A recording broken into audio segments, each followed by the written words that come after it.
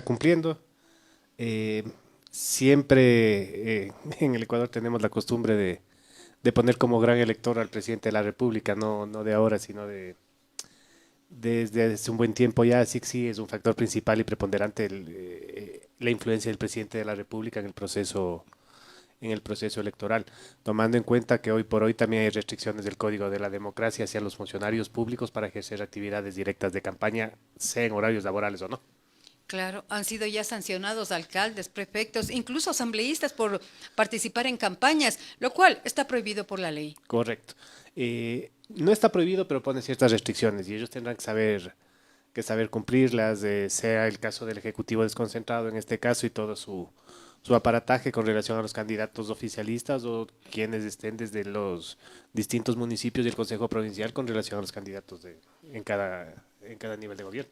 El presidente quiere, como joya de la corona, alcanzar muchas dignidades, muchas alcaldías, muchas prefecturas. E incluso en la capital de los ecuatorianos habla de la necesidad de la construcción del estadio Atahualpa, pero si gana su candidata a la alcaldía.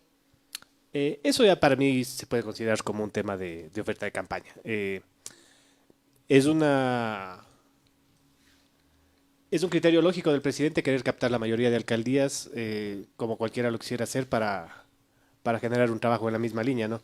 Mientras esto se lo haga de forma democrática, directa y sin influir en los resultados, es una declaración que la veo lógica. El problema es que si a partir de eso se quiere influir en el proceso electoral, es distinto, pero mientras no sea así, es una declaración correcta y con relación a ofrecer obras, hoy por hoy, eso sí está mal.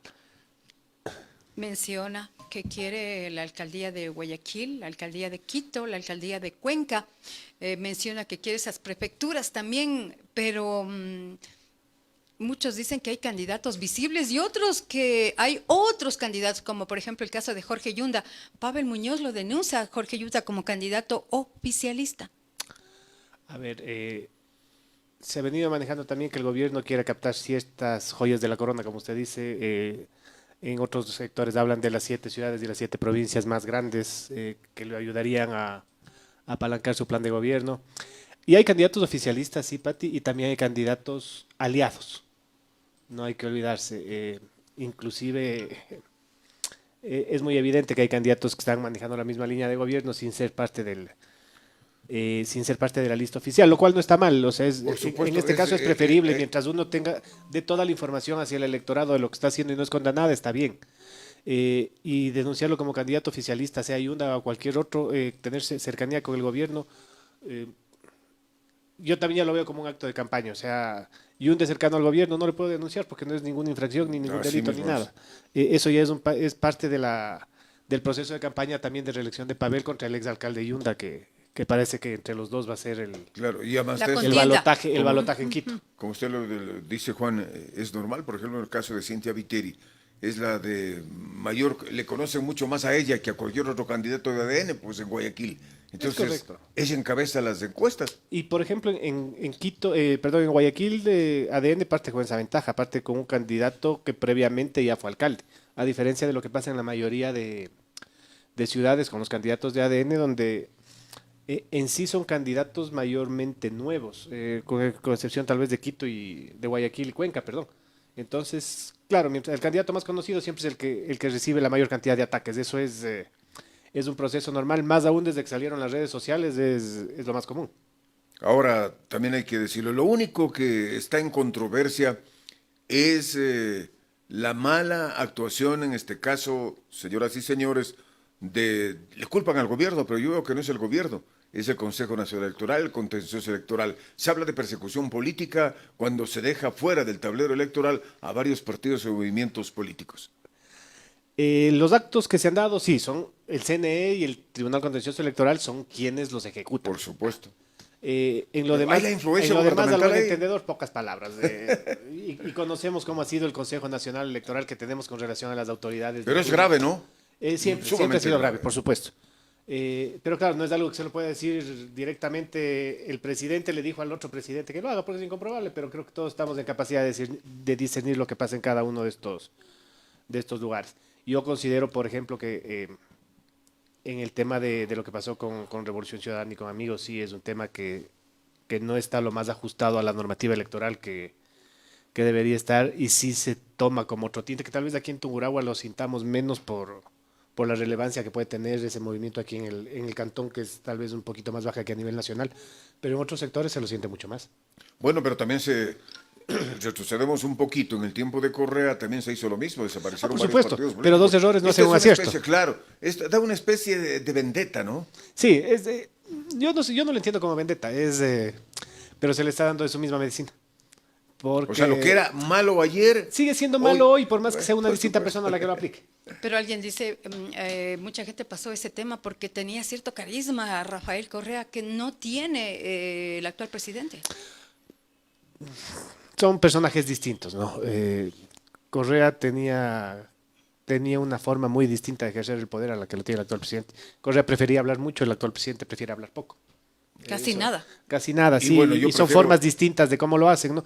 Y sí, yo también prefiero. Pero Juan, prefiero la hablar pero- con el presidente actual antes que con Correa, era imposible hablar. Ah, claro, No se podía obviamente. conversar. Obviamente, No había obviamente. diálogo. Obviamente, Y pero sobre- son formas distintas, ¿no? Pero sobre todo el impacto que tiene Correa, lamentablemente, con el ex vicepresidente tras rejas, Lenín Moreno, esperando sentencia. Varios ministros de su entorno, alcaldes en la actualidad, también cuestionados por el patrimonio y su manera de no poder justificar ese patrimonio millonario.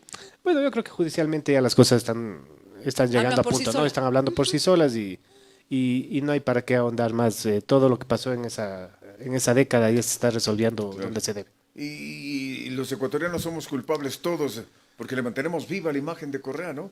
Ah, claro. Imagínense Seguimos cuánto- hablando. Seguimos hablando de él. Inclusive este proceso que está pasando en el contencioso en el CNE es volverles a poner en la palestra, vigencia. así sea. Ellos ya pasaron por esto, ojo. Ellos pasaron de Alianza País a lo que en su momento fue Compromiso Social, que hoy por hoy es la Revolución Ciudadana, cuando se tuvieron que cambiar de número. Y tuvieron un reflote Claro. bárbaro en el tema Es seccional. que siempre están en vigencia. ¿no? Exactamente. Y en este caso está haciendo lo mismo. Ellos no van a dejar de participar. Y seguramente, tanto ellos como los posibles candidatos de Pachacuti, los que tengan posibilidades, seguramente ya están con un plan B listo para poder participar. Ahora, Juan, usted es un hombre con mucha experiencia en el campo político. ¿Cómo enfrentar una campaña política de 15 días, por ejemplo? A ver, Cortísimo tiempo. es una campaña corta, es una campaña que beneficia a los candidatos ya conocidos por obvias razones, porque hay menos tiempo para hacerse conocer. Es una campaña que va a beneficiar a los candidatos que tengan las propuestas más claras y concretas para que la gente pueda entenderlas. Es una campaña que va a beneficiar mucho a los candidatos que ya conocen lo que la ciudadanía necesita y cómo tienen que solucionar esos problemas, que a los que recién quieren comenzar a salir con esto. Y también hay que ser sinceros, Osvaldo, la campaña será de 15 días, pero en este proceso que va de agosto a octubre, los procesos si bien no son campañas, sino de pre-campaña, tal vez son más interesantes y más determinantes en la elección que lo que pasa en esos 15 días. Y la ventaja es que las redes no tienen control del organismo electoral, ¿no es cierto? Entonces no hay sanciones por ahí. Por un lado, las redes no tienen control y se puede manejar gran parte del proceso de conocimiento de imagen y de propuesta de los candidatos por ahí.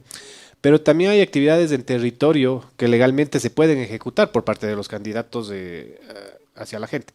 Hay restricciones como no pedir el voto, como no regalar material publicitario con esas características en esta época, pero tampoco es que se tiene que quedar sentados en la casa esperando que arranque la campaña. Claro. Ahora, Juan, en el ámbito económico para una campaña, se habla de la ventaja que tiene el gobierno, porque está en el poder, por supuesto, la influencia que tiene en el electorado, en una parte, no de todo, pero ¿de dónde sale la plata? Se habla de grupos empresariales apoyando a los candidatos con mayor opción en cada ciudad y cada provincia para luego de terminado el proceso electoral, viene el reparto de contratos, ¿es así o no? A ver, como pasa en todo el mundo, siempre se necesita del apoyo económico para las candidaturas. De ahí que hay autoridades que sepan gestionar o no, o que quieran cambiar. Hay gente que apoya porque cree que tal o cual persona generará políticas públicas que mejor le convengan y más le ayuden hacia el desarrollo de su negocio. Y habrá otras que tal vez lo hagan como usted también lo dice, Osvaldo. Habrá que ver en el proceso, y eso ya será en el proceso de administración de la persona que gane, quién entra con su gente de confianza o quién entra con gente de confianza de terceros. Pero el aporte de campaña muchas veces se da para eso, ¿no?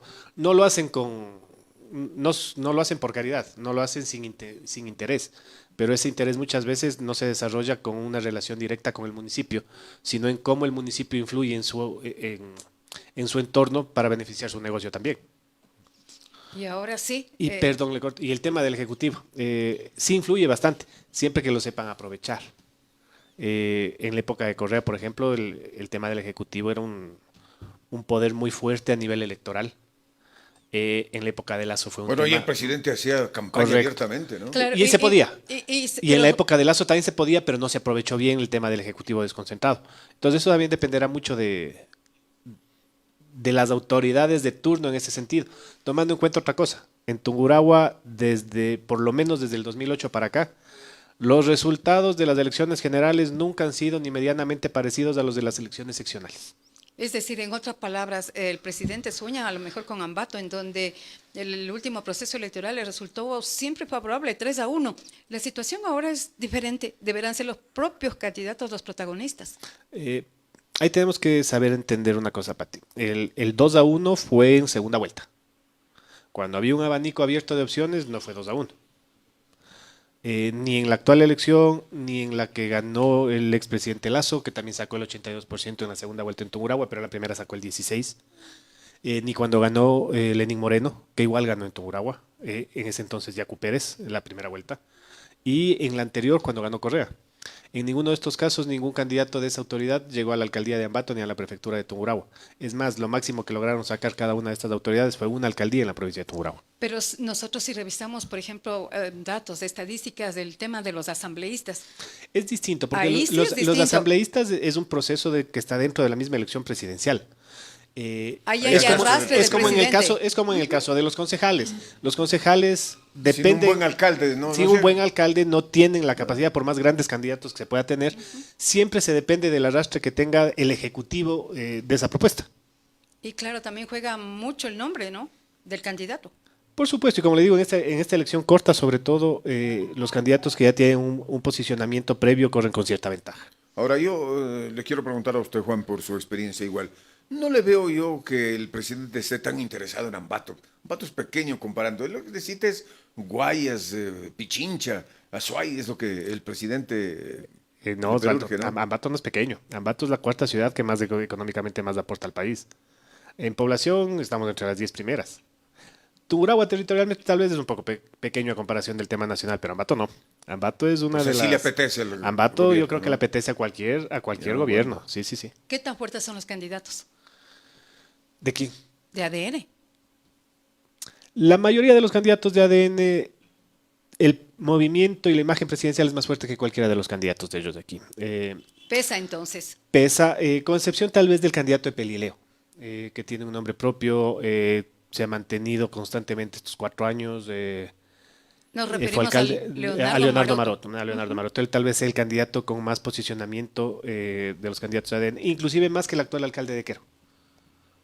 Pero de ahí todos los demás candidatos de ADN, el movimiento tiene más fuerza y más imagen que los propios candidatos, inclusive que el actual asambleísta, que llegó muy bien como asambleísta en su momento, aprovechó el proceso electoral que tenía y está cumpliendo inclusive una labor buena en la asamblea, pero no deja de ser aún parte del movimiento, no tiene un nombre propio tan fuerte como lo tiene hoy por hoy el movimiento de gobierno. Así es que si llega será por el arrastre más bien que por el... ¿Qué pasa con los candidatos a las alcaldías, los precandidatos en la actualidad? ¿Cuántos podrán reelegirse? ¿Cuántos podrán ganar? ¿O cuántos tienen seguro este proceso de reelección? A ver, seguro ninguno. Candidatos a la reelección creo que están participando, de los que pueden, ¿no? Obviamente el candidato alcalde, el actual alcalde de Moche y el actual alcalde de Baños ya no tienen una posible reelección porque Son han los cumplido dos dos únicos. periodos. Y el candidato y el actual alcalde de Ceballos que decidió no participar en un proceso de reelección. O sea, tenemos 6 candidatos que... Píllaro, Ambato, Pelileo, Píllaro, Tizaleo, Ambato, Pelileo, Píllaro, Patate, Tizaleo y Quero. de ellos, ¿quién puede llegar? Se dice Quero, por ejemplo, que Quero tiene es- también Yo creo que Quero y Píllaro son los que más posibilidades los más tendrían. seguros. No seguros. No creo que ninguno sea seguro, pero son los que más posibilidades creo que tienen. ¿Qué pasa con el tema de las prefecturas hasta el momento? A nivel nacional, el tema de las prefecturas tuvo un interesante giro el día de ayer. El CNE informó en el Consejo Consultivo que se consideran candidaturas pluripersonales. el binomio. Entonces, ustedes ya creo que conocían la mayoría de binomios de aquí, ¿no? Claro que sí. Pues la mayoría de binomios tendrán que romperse y tendrán que cambiar porque el CNE considera que se debe que cumplir con el tema de equidad, aparte de género, de cumplir con el O sea, 25%. hombre, mujer, entonces. Aparte de eso, se tiene que cumplir con el 25% de candidatos jóvenes. Uy, Entonces, sea el candidato a prefecto o a viceprefecto, tendrá que cumplir con esta característica. Entonces, hoy se por hoy, complica los partidos, ¿no? todos los binomios, me parece que estábamos en la provincia de Tungurahua, tal vez con excepción de uno, tendrán que hacer esos cambios en sus procesos electorales. Así que esta semana nos dará a conocer quiénes son los binomios formalmente de la prefectura, que hoy por hoy, a partir del día de ayer, van a cambiar. Terrible. Muchas gracias por la A información. ustedes, Pati, gracias, Osvaldo. Muy gentil, hemos dialogado con Juan Sevilla, él es analista político, está en la actualidad también vinculado A una coalición de sí, movimientos señor, y a una partidos, alianza ¿no? de partidos, pero hoy le hemos invitado mucho más como analista político, nos da una visión de lo que está Bueno, este pasando Juanito tiene en una este gran proceso. experiencia política. Gracias, Pati, gracias, Osvaldo. Muy gentil, muy buenos días. Gracias por acompañarnos. Son las 7 de la mañana con 34 minutos. Tiempo para una pausa comercial. Inmediatamente regresamos con mayor información. Con la Universidad de Indoamérica Matrículas Abiertas, escribiendo su propia historia, Cooperativa de Crédito Unión Popular. Ya volvemos con más.